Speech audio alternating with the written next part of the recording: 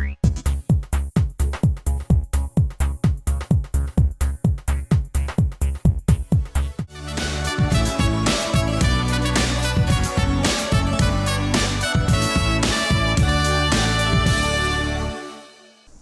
to Mainland, your local regional television station. I'm Graham O'Brien, and some of the stories coming up in our Nelson Tasman Regional News Roundup. NRL teams in Nelson, local unions take action, storm hits region, and more. Last weekend was one of action for First Union at our local supermarkets. First Union was taking action over the pay disparity between North and South Island stores, with workers being paid $2 less an hour, with the reason given by management that we are in the South Island. The situation got a little tense when union organisers tried to enter the stores using their rights as a union to meet with their members. However, store owners and police had different ideas, with 3 of the organisers being arrested outside New World in Nelson and then Richmond's Pack and Save. To give us more detail on this action is First Union National Organiser Bill Bradford. Hey Bill, it was pretty busy for you on the weekend. Just for the viewers, this isn't the first time that you've been to see Pack and Save, is it? No, not at all. We first went in there towards the end of last year and signed a lot of the workers up there as members of the union. We initiated bargaining for a collective agreement with them. We go in regularly, our local organiser goes into that store regularly. We actually began bargaining with the company. Bargaining's got to take place in what's known as good faith from both parties. The problem we've had when we've tried to bargain with them is that they go through the motions, they pretend to bargain. They do what we call surface bargaining, where they go along and nod their head to go away and adjourn and come back and give you nothing. In particular, in foodstuffs in the South Island, the Pack and Saves and the New Worlds, they refuse to bargain over wages. Now, you can't possibly bargain in good faith for a collective employment agreement if you're not going to talk about wages. No. So it's a farce that they go through, and they've been getting away with doing that for a long time. But certainly, there was no excuse for their denying us entry in those stores on Saturday. Yeah, well, that's my next question. So the law allows a union delegate to go in to meet with the members, and that's the law that you were quoting. Exactly, that was the law that we were using. There had been many precedents set in court. What the police were doing was they were taking advice from the owners and the owners' advocate, who was basically saying, trespass them and throw them in a cell, in flash words, of course. We were arguing about the present, we were arguing the points of law.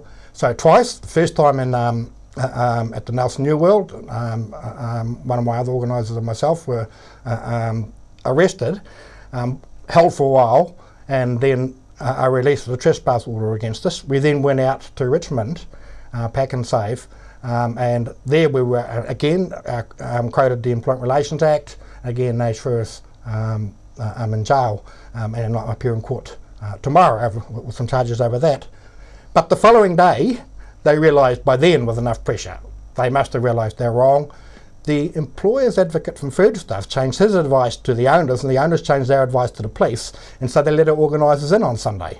Wow. So the whole thing is, my boss, the secretary of our union, was trying to contact the police and say, you've got to follow the law.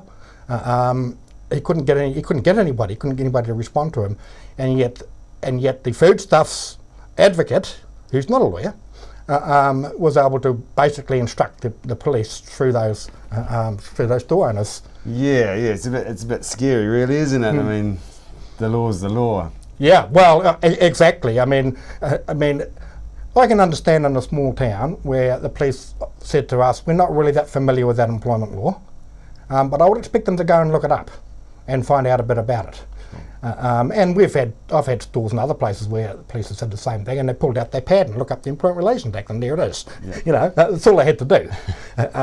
Instead, they just totally structured undid what the store owner wanted them to do. Sure. And actions around the country. How's it going? Well, in terms of the foodstuffs, look, in the North Island, we have collective agreements. I've initiated and bargained for and gained more than 20 collective agreements with North Island, Pack and Saves and New Worlds. Yeah. We've had a little bit of trouble along the way getting some of them. There's been a bit of push and shove. But what we've come up against here in the South Island is some fairly ridiculous stuff. And just that refusal to engage in any meaningful way, as I said, refusal to talk about money. A lot of, in places like the Richmond Pack and Save, there's a lot of intimidation of workers taking place. That's a problem, because workers will come to us and say, we've been bullied over our union membership.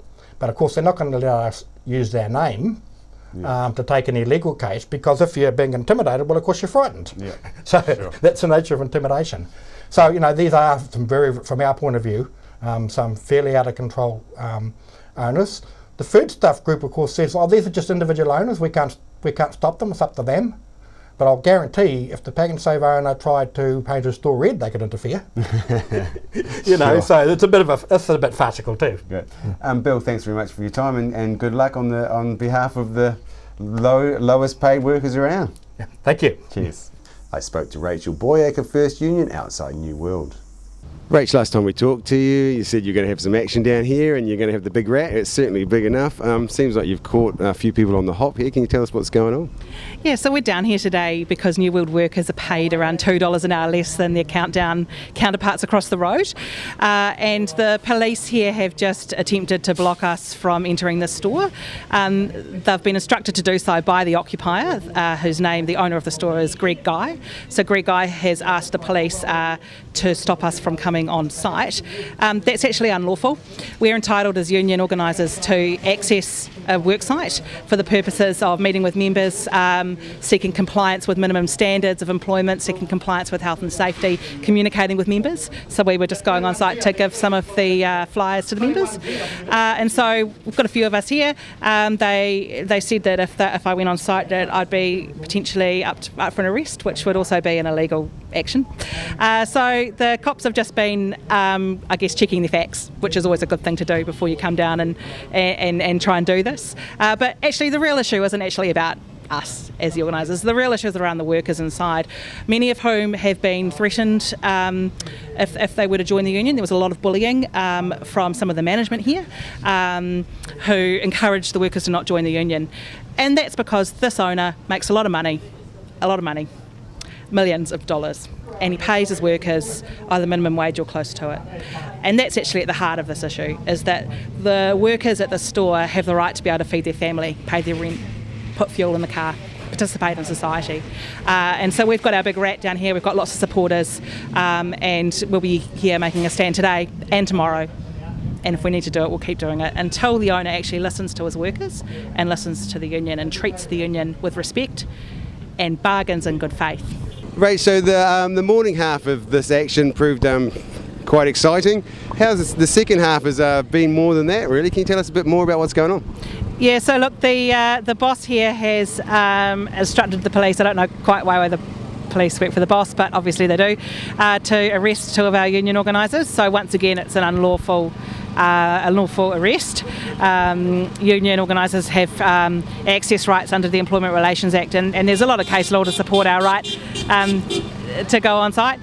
But what's more concerning is that the workers themselves have been told that if they come out and join us, that they will be protested from their own from their own work site. So the young workers are down here who want to see a pay rise have been told that they would be trespassed from their own work site. Now that's really bizarre. I've got no idea what kind of case law they're relying on to do that. And so we've got quite a few issues we're going to have to take up with Pack and Save. But look, we've got the community support. We're getting lots of tweets, lots of questions about what's going on. Lots of customers are concerned around the fact that these workers are paid a lot less than countdown workers, and there's no rhyme or reason for that. Cool. And are you going to go to court and fight some of this and actually get some sort of clear direction on what the police are doing here? That could be useful. We'll have to look at all of those options. Actually, what we've found is that the best way to get the outcome we want is to continue organising on the ground, and it's the community who will help us with that. The community sending a message to these owners that actually they need to stop being so greedy, share some of their profits with the workers, and that's the way that we actually get the outcome. But look, definitely I'm sure our lawyers will be interested in looking at what options might be available for us. We tried to contact Greg Guy, owner of New World, but he was away and unavailable for comment. Nelson is to host its first NRL match this weekend, which hopefully will be the first of many. We were at the airport when the Sydney team arrived on Monday afternoon and also on Tuesday at Trafalgar Park when they were trying out the local field conditions. Yeah, it is. It's always great to come to these new places. It's something about pre-season and also our game is being able to share it in new areas is always exciting. And I know there's a few of the Kiwi boys here that have been to Nelson before, but a lot that happened. So I'm sure they're all looking forward to the experience. There are a number of Kiwis in the Sydney team, including former captain of the New Zealand team, Benji Marshall. Both teams should be fielding near full-strength lineups in Saturday's match, as this is the last tryout game before the official competition kicks off. Last Wednesday was a busy night for the region's fire service with call-outs for flooding, rescue and fire. Heavy rain thrashed the Nelson Tasman region Wednesday night, with 2 homes reported to have suffered flooding damage in the central city. Wairau River reached its 20-year flood level with extensive surface flooding around the Brightwater area, and in Golden Bay the Anatoki River reached a 10-year flood level, also causing surface flooding. Parts of Nelson Tasman were drenched by more than a half a metre of rain over 48 hours, with 528 millimetres recorded in the hills behind Takaka. There were no evacuations across the region according to Civil Defence. However, in Appleby, a couple and their 9-month-old baby were rescued from their stranded vehicle by boat from the flooded Waimea River late Wednesday evening during the heavy rainstorm. The alarm was raised around 8:30 p.m. by friends of the group, who told a nearby landowner a vehicle was stuck in the swollen river after a 4-wheel drive outing to view the rising floodwater. Surf Rescue and a jet boat were called to the scene, and the group was safely rescued from their stranded vehicle around 10:30 p.m. There were also 2 structural fires that the fire service attended. Earlier this week, we reported on a 3-car collision that took place on Monday down Waimea Road, only to discover another on Rutherford Street in the city later that afternoon. With 2 of these accidents taking place only hours apart, Chrissy Small spoke to one panel beater to see if there's been a noticeable increase in vehicle accidents for this time of year and what kinds of vehicle damage they're seeing coming into their workshops. Now, it's been a busy season. We know that as far as accidents go, we just had one outside our premises a couple of days ago. There was another one down in Rutherford Street. As someone at the coal face or at the bottom of the cliff as far as accidents go, how are you finding the season so far? Has it been busy? It's definitely been a busy start, definitely through Christmas. Right, and what kind of accidents or damages are you seeing coming in with vehicles? Not large accidents, more minor. Right. Most of the tails, minor, bollard, damage and stuff. Yep. Okay, so, and is there a particular age group that you're seeing coming in with these kinds of damages, or is it fairly widespread? Pretty widespread, really. I mean, you're getting a lot more car park damage, stuff like that, because they're so small. People just backing into each other and hitting cars without notifying the owner and taking off. And right, so there's a bit of dishonesty going on in the car parks around the area, you reckon? a wee bit of that. It's probably because there's quite a few uninsured people out there still. Right, and so I notice myself, I've got my pride and joy is my car, and I come out from the supermarket and find that someone's whacked their car door into it, and of course it dents my car. And what's the cost of getting a dent out of a car door these days? Oh, ranges. I mean, for starters, you're going to have to make an insurance claim, aren't you? So there's your excess to be paid on top. So you're out of pocket. It could range from 500 to 3,000, depending what sort of vehicle you got and what sort of door you've got to replace or repair, So it does range quite a bit. That's why, it pays to have insurance. Right, okay. So, okay, so at the moment, are you a busy little business with the damages coming through your doors? We are quite flat out, yeah, definitely. Do you have a waiting list of customers waiting to get in? We do have a waiting list, yes. Right. Do you know if you're the only one in town that I has believe most of them are pretty busy at the moment, yeah. Right, okay. So really the message is out there, people, if you're going to crash your cars, be prepared to wait. In other words, don't crash your cars. Well, when you say a wait, it's not a big wait. I mean, it might only be a week or 2 weeks sort of thing. But generally the wait consists of what sort of vehicle you've got and what parts are involved. If you got a late model European car or some, you might be waiting for parts from overseas, or this is the trouble. Sometimes the old panel beater's stuck in the middle half the time because they're waiting for the parts. Right. So they can start the job. So that can consist of a bit of a wait. So, but yeah, I mean, all the paint and panel shops around Nelson will generally do everything they can to get back on the road. In the old days, there used to be things like dollies and all sorts of things used to panel beat cars out, and you'd beat the metal and then you'd shrink it with heat and all that sort of thing. So do you still do that kind of thing these days? Yeah, we still do a lot of that, but most days it's not economical to repair that panel, and most of it's a bolt-on part these days. So it's a lot economical to replace that part, especially with insurance jobs and so forth. It all comes down to the time and expense to do that job. Right. So kind of the old way of panel beating's been replaced by just replacing it. It is slowly. I mean, we are a dying breed as far as metal finishes and so forth go. But yeah. So panel beating, probably you'll have to change your name to part replacement. Yeah, well, there's still a few of us in the trade that know what we're doing, so, as far as that goes. So. Oh, well, that's good to know. I'm Because working on the old stuff when we do get one. Yeah. Oh, look, thank you for talking to us today. I spoke to Rob Parks of Nelson Tow and Salvage, who was the first to pick up the metal carnage that comes from some of those more serious accidents on our roads. Rob, you got some pretty scary looking dings and dents in here. You must shake your head when you pick some of these up. Yes, most definitely. It's pretty scary to see what we've actually pulled out. People down banks and that, and they're wondering how the hell they actually got out of it, with the roof all caved in and everything, and all they got is probably bruises and scratches. Yeah, so it's changed from the old days when the cars didn't have a dent on them and the people were all messed up, isn't it? Yes, dead right.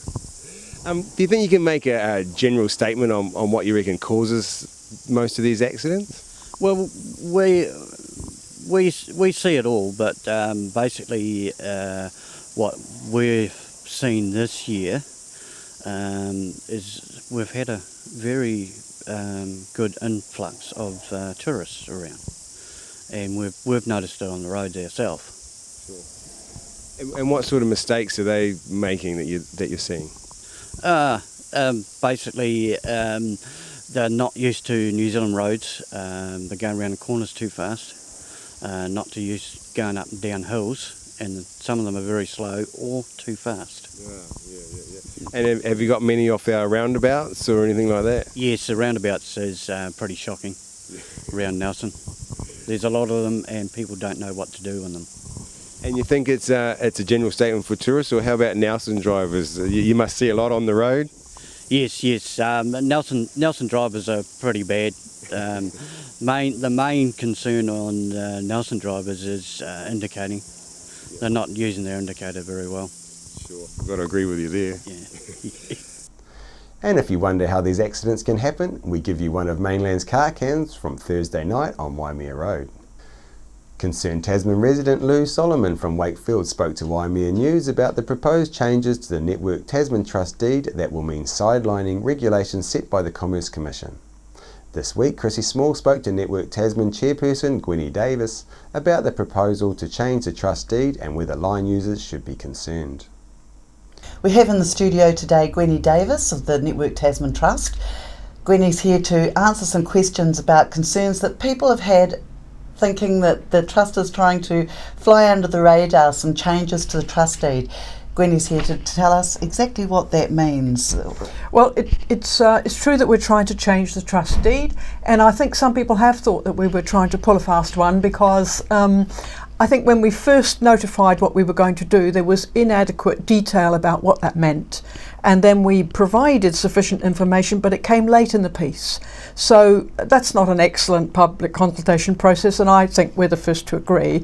In fact, after getting the submissions, we decided that we would attempt to do what we're trying to do and answer some of the concerns that were raised by submitters and run the process again. So we'll do it better this time, and I want to assure people that there isn't a fast one being pulled and that we have good reasons for doing what we're trying to do, but let's talk about that.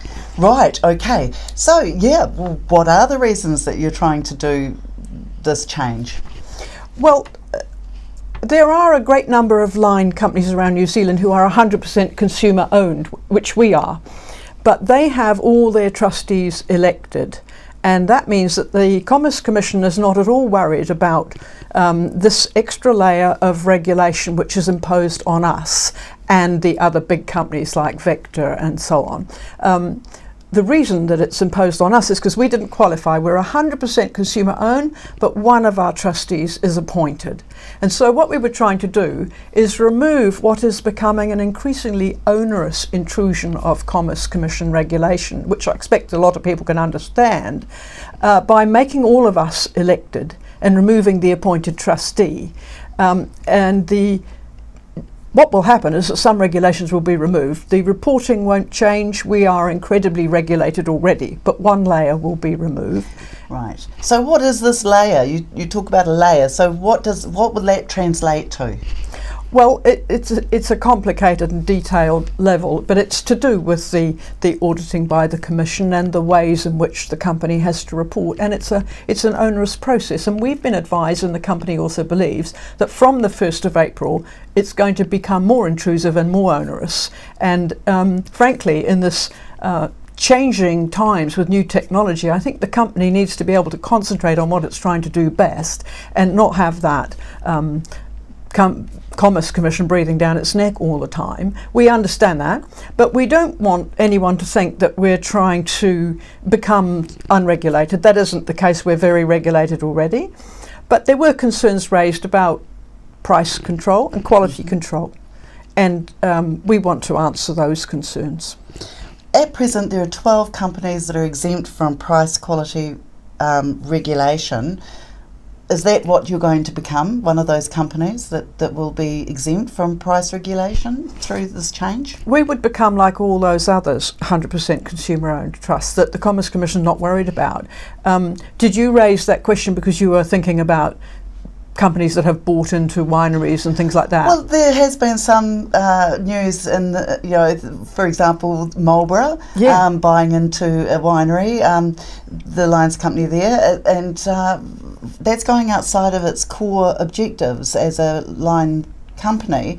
Would the Network Tasman Trust be looking at doing something similar like that? Or? Well, I think people are, they've seen what's happened in Marlborough and they're looking at us and think, crikey, what's going on?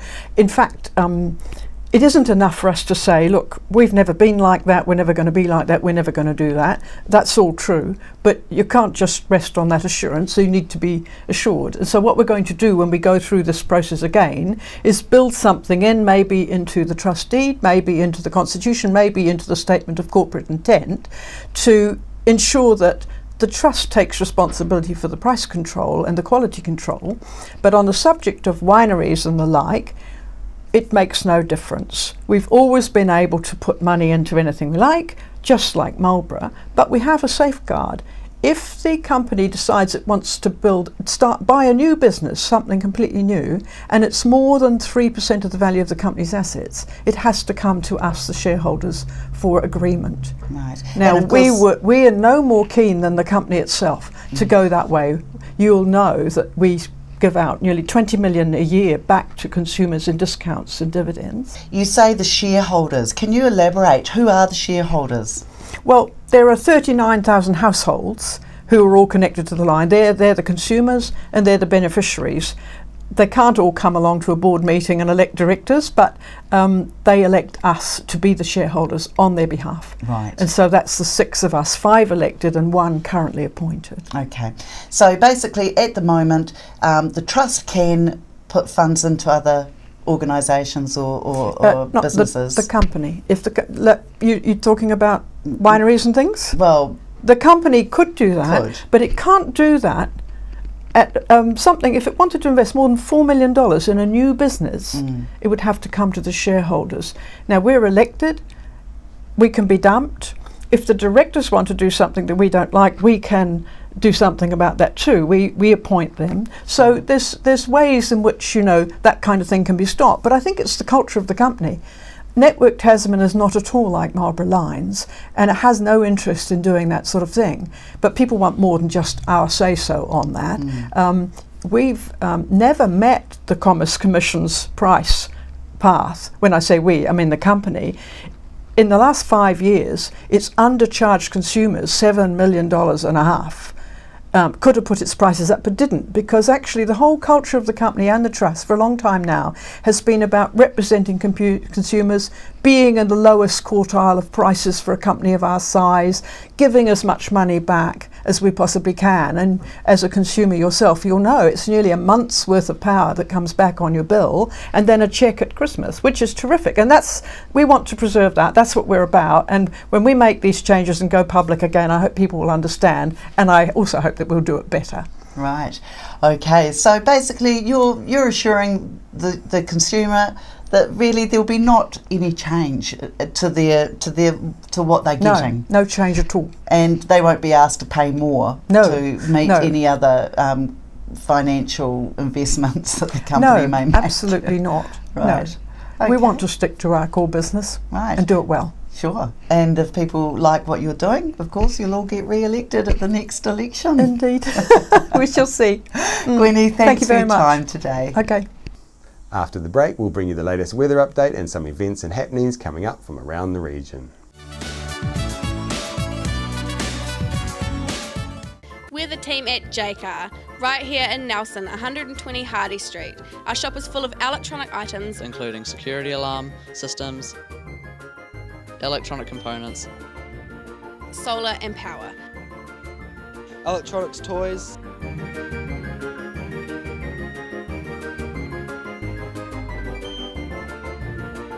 sound systems, cables, and much, much more. JCar. 120 Hardy Street, Nelson. Are you looking for a scooter, walker, wheelchair, baby seats or pushchairs? Then come in and see the Nelson Region Specialist at Mobility for You, 269 Queen Street, Richmond, opposite the library. We have a huge selection of scooters, walkers, wheelchairs and accessories, along with a free booklet guide. We also provide a breakdown service if you ever get a puncture or a flat battery. We have fully equipped service vans to rescue you. Hi, I'm Robin Jordan and I invite you to call in and see the friendly team at Mobility for You, 269 Queen Street, Richmond, opposite the library. Welcome to Smugglers Pub and Cafe, open 7 days a week with free parking all day. Our lunch menus have that old-fashioned flavour where we treat you like treasure with the food you'll savour. We cater for children, grannies and granddads too, with special rates and privileges given to the elderly lunchtime crew. Our staff are friendly and kind and want to see you all come back time after time. Daytime or evening, it doesn't matter. Give us a call on 546 4084 and we'll be happy to spoil ya.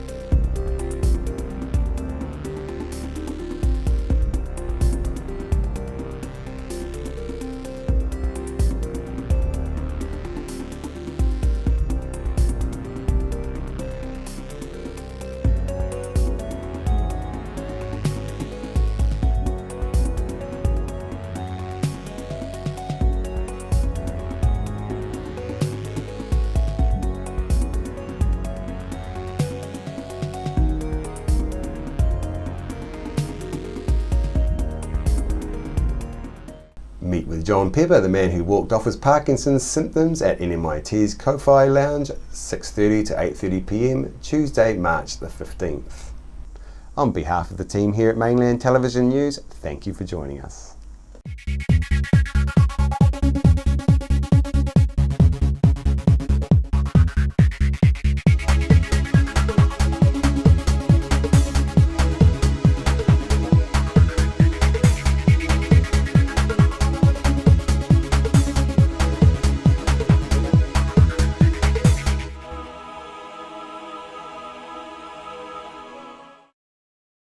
supporting local content so you can see more of New Zealand on air. Nelson Tire Centre. Great prices, great service. Buy your own Bryford trailer. All types, all sizes. See Colin Douglas for your tires and batteries.